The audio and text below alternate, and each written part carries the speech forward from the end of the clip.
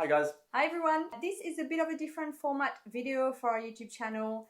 Normally we share tips and tricks for pet owners, but we're going to talk a bit more about the behind the scenes and how it's like to run a small business. So we wanted to start first about what happened recently with the stock issues. We ran very low in stock, and that is because we had to change suppliers. So we were using this really good cooking team here in SA since 2021 till early this year. Yep. And they actually moved away from the type of packaging that we're using, which is shelf-stable packaging, so the food doesn't need to be refrigerated. They wanted to focus more on trays and refrigerated products.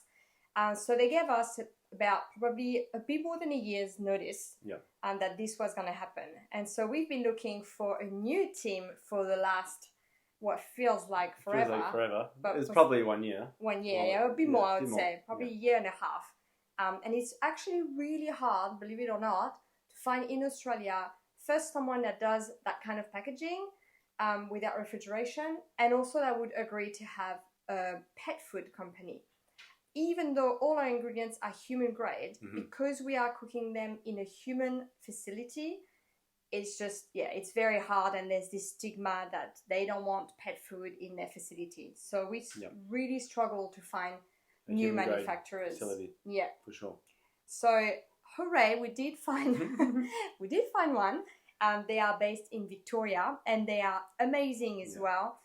They're even more focused on the quality of the ingredients, and they really don't let anything come into their facility that doesn't they're quite stringent.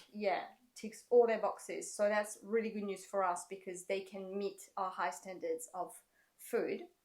But it did take a long time, and it took even longer for them to actually master our recipe. So what happens is that they will receive our recipe, they will assess it, they will try it on a very small number of packs, which they call the benchtop trial. So it's like you and me would do in our kitchen. And they try to replicate that. Then we look at it, we give our approval.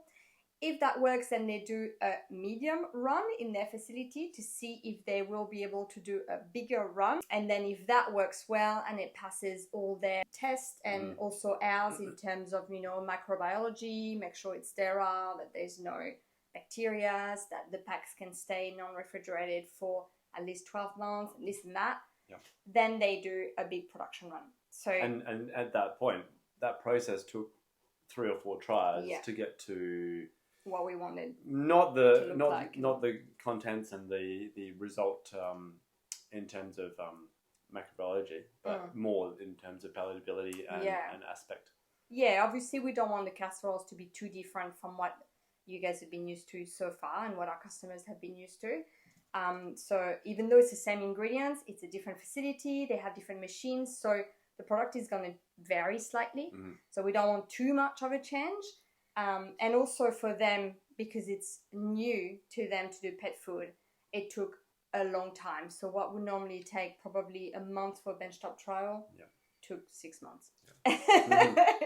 So that was really difficult for us. But it was the first hurdle really that we got across in like 8 years of business. So, we were ready for it. For sure. But that meant... And they worked with us the whole way through. They made it quite painless. Even though time-wise it was quite arduous, but they did apologize that it took so long. But so because of that, our stock was depleting as they were doing the trials, and we ran out of stock. So that was very stressful, and I'm sure it was for a lot of you as well who could not order your food. We tried sorry for that. Yeah, very sorry for that. To us, it was really important that we chose a human grade facility. Obviously, that's what we've been doing so far, and we could have found a pet grade facility. Maybe would have been hard to find some that have that machinery for those packs. But we've got high standards as to what goes into your dog's bowls, and we wanted to stay human grade and processed in a human grade. And so do all of you. All of our customers have a certain expectation. Yeah. So it's not just us; it's you guys as well. Yeah. To kind of keep that level.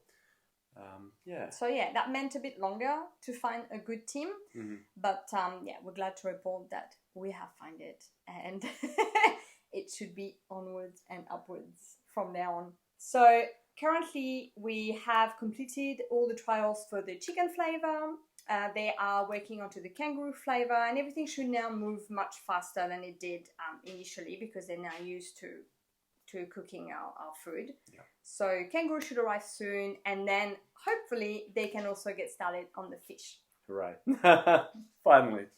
So the other thing that has been changing as well behind the scenes is that we are phasing out slowly our 150 gram packets to focus more on the 400 gram. There's a few reasons for this. So already the 150, the minimum order that we can make with the manufacturers is huge. Yeah, it's massive. It's like 21,000 units per a flavour, and we'll eventually have the 3 flavours. And currently we're going through about 3,000 units a year. So to keep on top of freshness and that turning over of the product and keeping it as fresh as possible, we really needed to focus on that one size. It would be too much wastage, and also too much money in the end really spent in that. And while we love the convenience of the 150 grams, and they will probably make a comeback. I think in the future we've got a few ideas of how it could come back, and obviously as our customer base grows, we can then maybe sell more of them. But yeah, we found that in the end, most of our grubsters are medium to large size, and even the smaller ones use the 400 gram packs over a few days because it's much more economical than the small packs. And the second reason why we would phase out is so that we can focus solely on one size. Obviously, it's easier in any areas of business. It's easier to have less choice and focus on one product.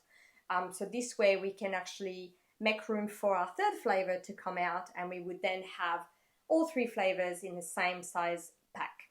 Yeah. So we prioritize getting a third flavor out rather than continuing with just 2 flavors and 2 size packs. With the option of backing onto that, I guess, with the option of bringing that small flavor from there. But being a small business, and that's the frustrating part, especially for us, because we are not very patient and we have plenty of ideas and we want to execute them straight away, but obviously your resources are limited, so you do have to make choices and you have to prioritize things, and your budget is quite tight. So that was probably the biggest choice we've had to make in the years of doing business. I hate it was getting rid so of difficult those to kind of come to the realization that we had to, for now, eliminate one size. But it really is for the better of the customers and the business, bringing out that fish flavour and then reevaluating. For sure. So, The last thing we wanted to touch on is some of you based in Adelaide and in SA have been wondering why we're not in daycares anymore. We used to supply lunches to daycares in Adelaide, and that is because of the stock issue as well. Unfortunately, with the very low and limited stock we were getting to, we chose to prioritize our customers that were on a subscription, and we weren't able to honor any of the orders that the daycares were placing. So understandably, they also have a business to run, and they had to move on to another supplier. And SA local business again. Which is great too, and has many flavour offers. So, but that's the reason why we're not in the daycares anymore. Yeah, you may have noticed. Yeah, so we look forward to the future and to us having a full stock very soon of both flavours and the fish coming out. 3 flavours soon, and just moving forward with that aspect of just being all stocked up and ready to serve you guys. So we'll keep you posted of any updates or anything like that. We'll keep it short because we know not everyone is interested in that. But I think it's cool to be able to share that side as well, especially when we bump into some hiccups and, show you guys that if you are entrepreneurs or if you're thinking of running a small business, it's not all roses. And we like it too. I think as a customer or a client of a business, I love watching the behind the scenes. I like watching behind the scenes. Yeah, so, Anyway, guys, we hope you like this video and give it a thumbs up if you do, and leave us any questions in the comments if you want to hear more about the business and what we do. Thanks so much. See you guys. Bye.